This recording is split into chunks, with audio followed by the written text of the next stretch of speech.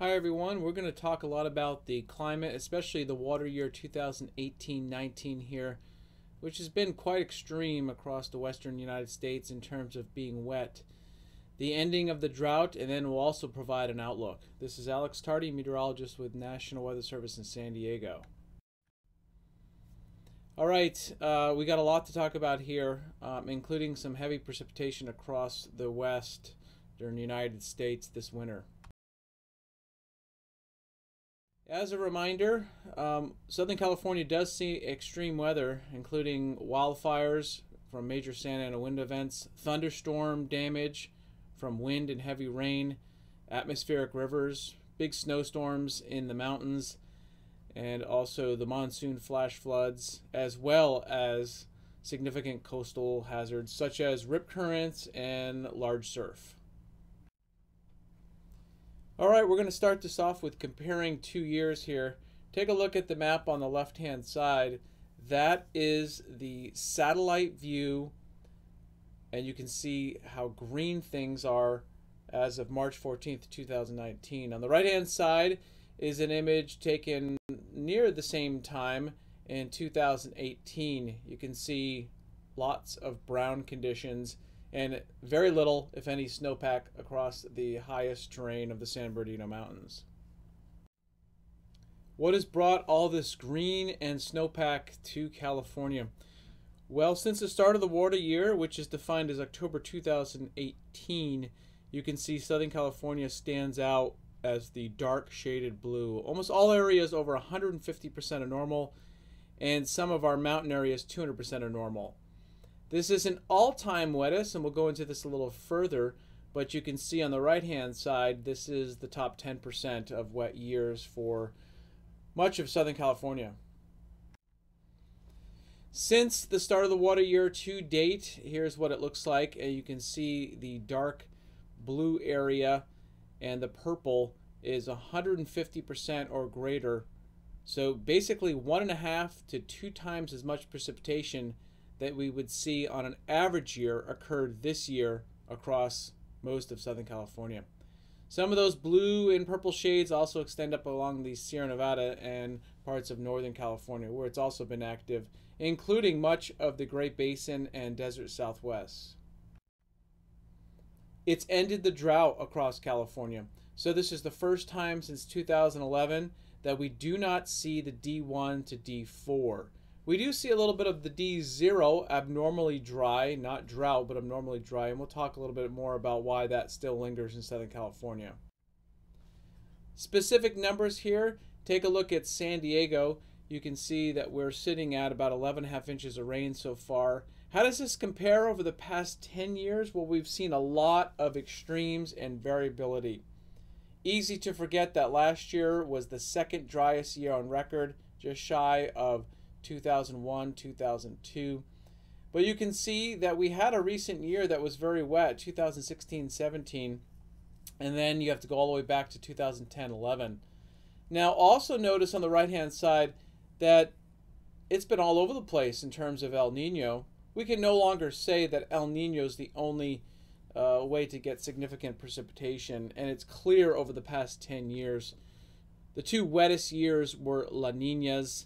The strongest El Nino on record in 2015-16, well, we barely had 8 inches of precipitation in San Diego. Lots of variability is the bottom line. Now we look at locations such as Big Bear, a very good climate site because it's sensitive to drought and picks up any precipitation that may move through the area.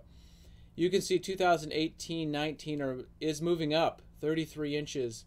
And the next recent year is 2010-11. So it's been a while since we've seen a wet year in our mountains. Now, it's not the wettest, and you can see those years.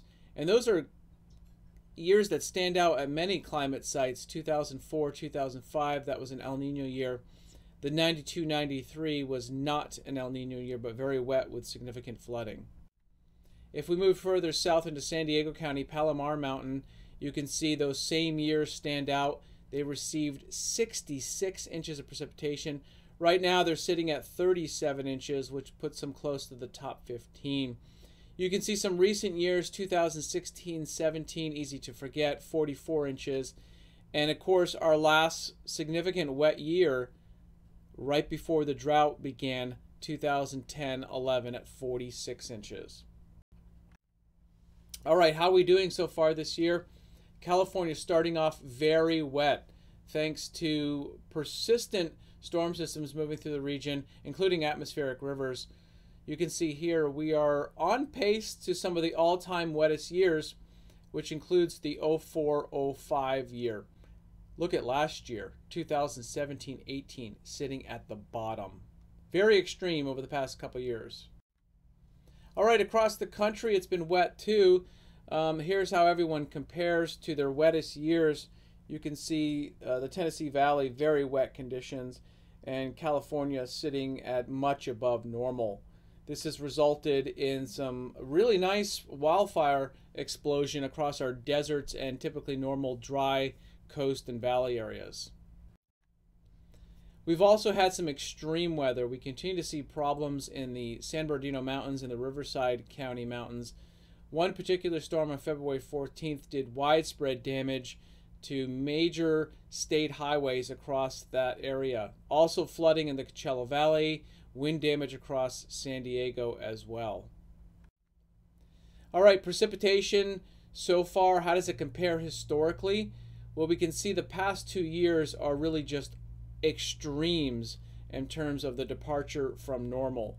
So across Southern California, this year is shaping up to be very wet. You can see we're ranked about 100 in terms of one of the wettest years.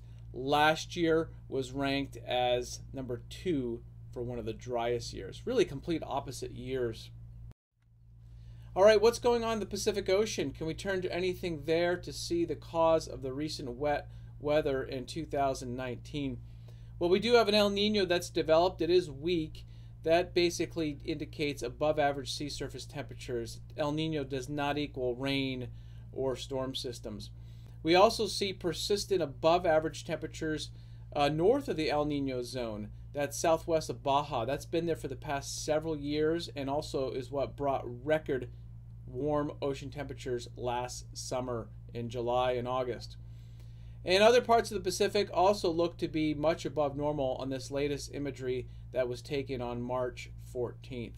So we do have an El Nino, but we also have other things going on in the Pacific that are unusual. The weather pattern itself, here is what it averages out to be. So in February and early March, this is what the weather pattern was.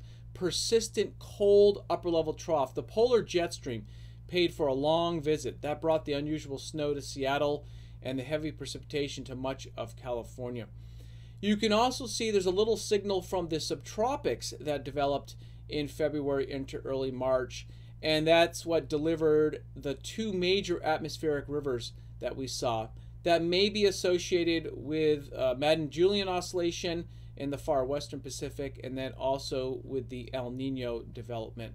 But by far and large, the biggest anomaly that you should see here really stands out, that active, deep polar jet stream that was persistent across the north. The 2 jet streams never really completely phased together like you see in normal big El Nino years of the past.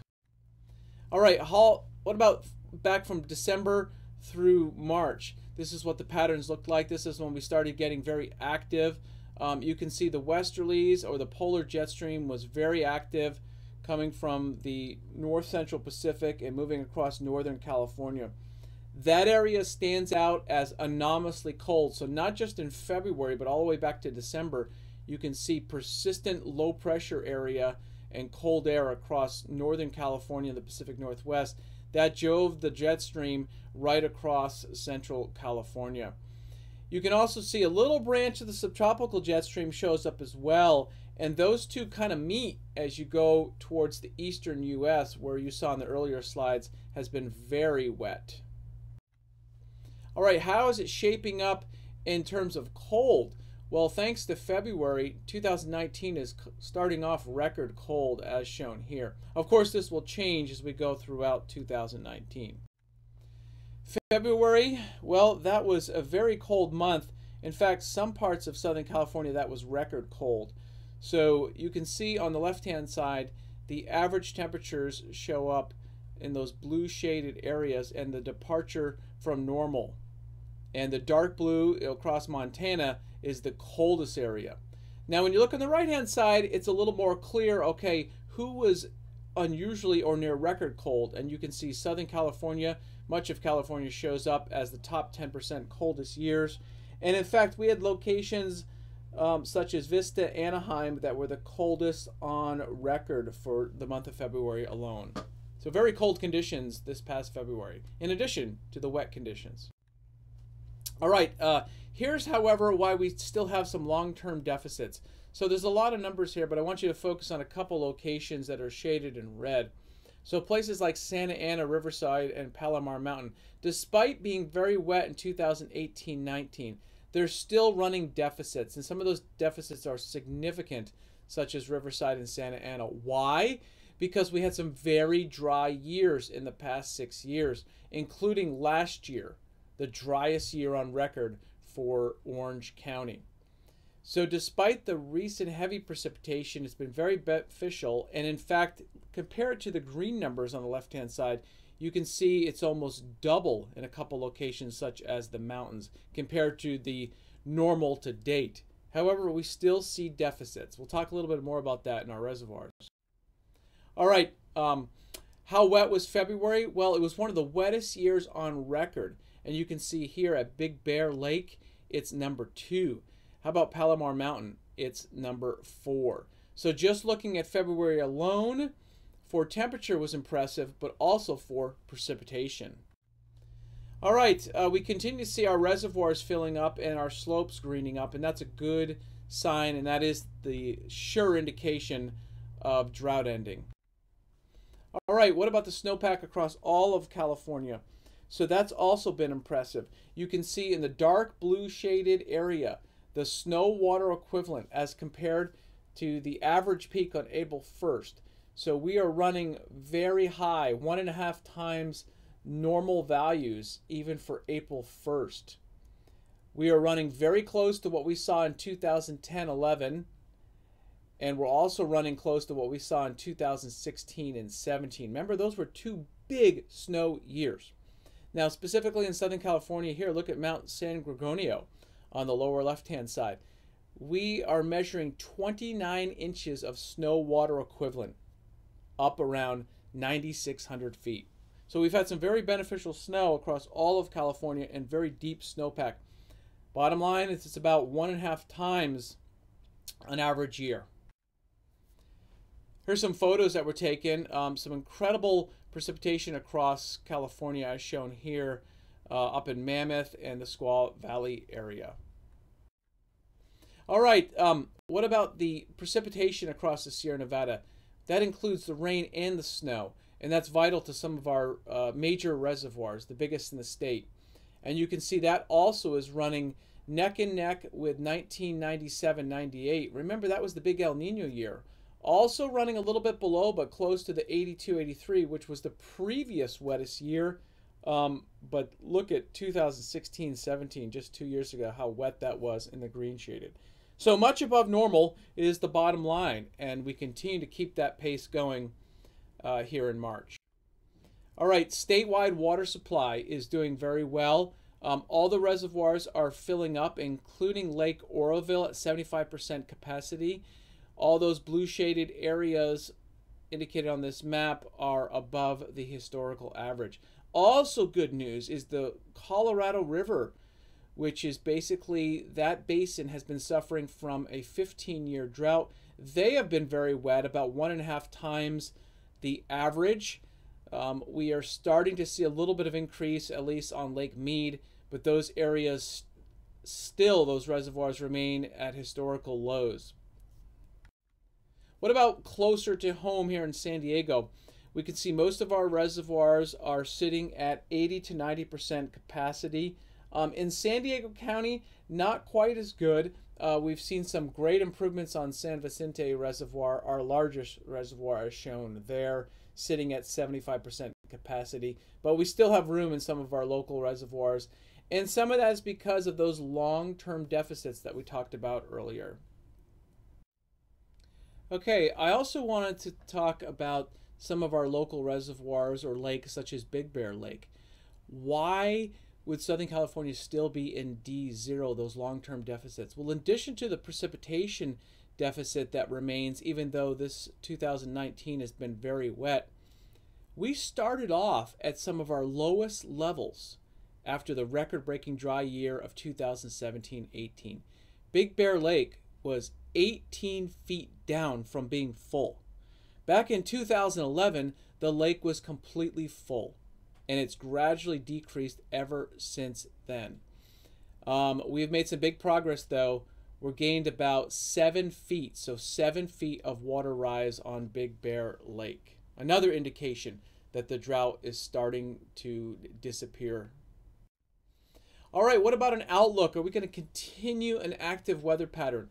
Well, it appears that we will. So looking further out between March 20th and March 28th, looks like another storm system off the Pacific will take aim on central and especially southern California, as shown here. Confidence is high, not just for normal precipitation, but for above normal precipitation during that period. And the targeted area is again what we saw recently, the Point Conception into Southern California area. What about further out? The computer models do go out much further. The climate forecast system, which has been predicting some of these active weather patterns at about the 3-week period. It also indicates very wet conditions for the March 20 through 28 period, and also possible at least average, if not a little bit above average conditions continuing, with more storminess possible for very late March into the first part of April, as shown here on the right hand side.